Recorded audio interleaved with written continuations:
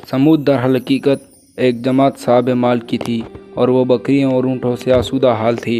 जब कौम आद को हक ताला ने इस दुनिया से गर्क किया तो इसके बाद कौम समूद ने इसके शिकस्ता मकानों पर कब्ज़ा कर लिया और इनके अज़ सर नो तामीर कर लिया। और यह कौम भी कसरत माल और कसरत औलाद से गुमराह हुई और अपनी दौलत के गुरूर पर नाजान रहते थे और बुतों की इबादत में मसरूफ़ रहते थे और जुल्म फसाद कसरत से करते थे। हज़रत सालेह अलैहि सलाम ने कौम समूद को दावत इल्लाह दी और इस कौम से कहा, ए कौम, इकरार करो खुदा एक है और कोई इसका शरीक नहीं। मुनकरों ने कहा, तुम्हारी पैगम्बरी की क्या दलील है? हज़रत सालेह अलैहि सलाम ने कहा, हूद की कौम को अल्लाह ताला ने बसबब बेईमानी और बुत परस्ती के हलाक किया और मुझे इनके पीछे अल्लाह ताला ने खलीफा बनाकर तुम पर भेजा है। कौम समूद के सरदार बोले, ए साले, अगर तुम अल्लाह ताला की तरफ से पैगम्बर बनाकर भेजे गए हो तो हमको कुछ मौजज़ा दिखलाओ। हज़रत सालेह अलैहि सलाम ने कहा, तुम बताओ क्या मौजज़ा दिखलाऊं? ये बात सुनकर वो आपस में मशवरा करने लगे।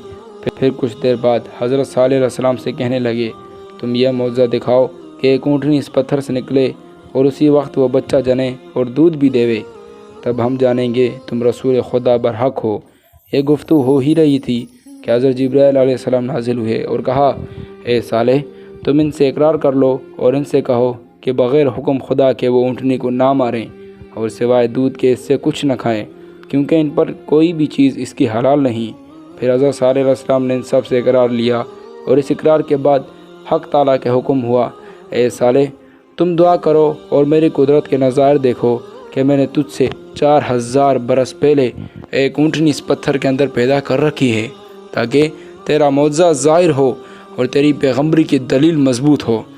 बस हज़रत सालेह अलैहिस्सलाम ने खुदा की दरगाह में दुआ की और तमाम मोमिनों ने आमीन कही।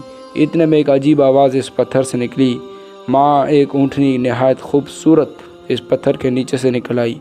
वो इतनी हसीन और ख़ूबसूरत थी कि इस जैसी सारे आलम में दूसरी ना थी।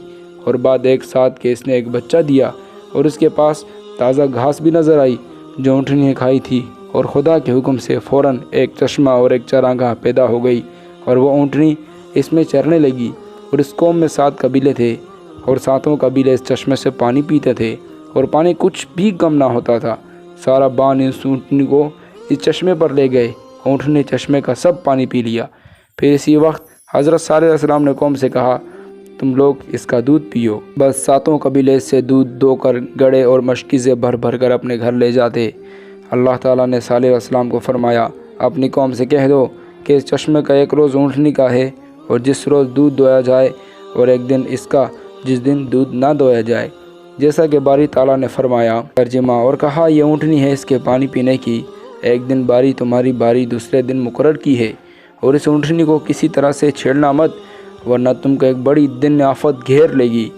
अल्लाह ताला की कुदरत से ऊँटनी पत्थर से पैदा होकर हज़रत सालेह अलैहिस्सलाम की दुआ से चरती फिरती थी और जिस जंगल में वो ऊँटनी चरने जाती थी तो इस जंगल के सब मवेशी भाग कर किनारे पहुँच जाते और जिस तालाब से वो पानी पीती सब मवेशी वहाँ से भाग जाते और मवेशी वगैरह प्यासे रह जाते। तब एक मशवरा किया गया और यह बात तय पाई कि एक दिन पानी पर ऊँटनी जाए और दूसरे दिन उन लोगों को मवेशी जाएँ, और यह खुलासा तफसीर से लिखा है।